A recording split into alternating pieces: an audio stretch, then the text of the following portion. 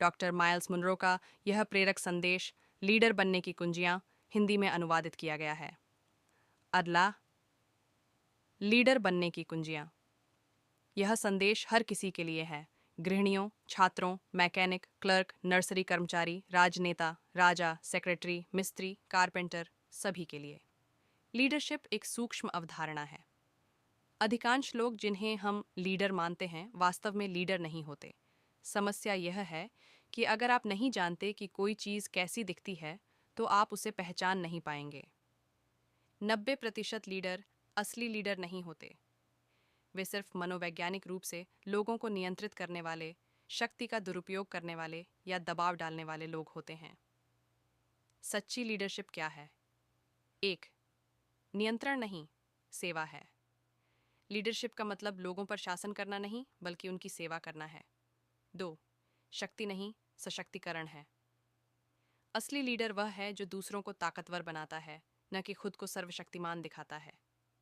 3. मनोवंचना नहीं, प्रेरणा है। लीडर लोगों को प्रेरित करते हैं, उन्हें बरगलाते नहीं। 4.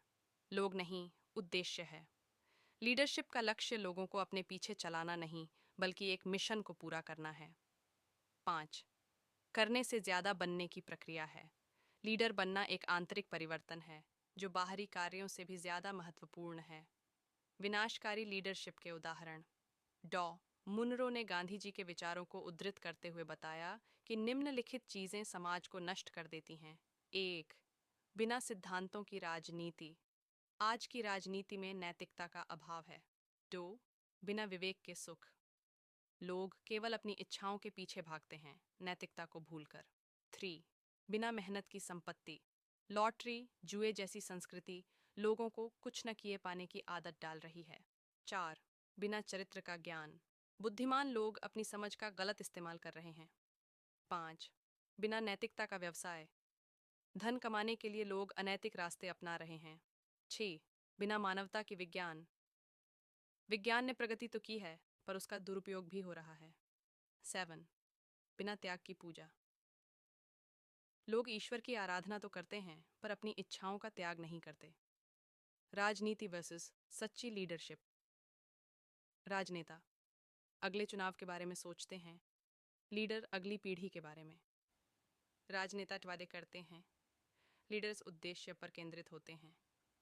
राजनेता लोकप्रियता चाहते हैं, लीडर्स अपने सिद्धांतों पर अडिग रहते हैं। सच्चे लीडर की पहचान।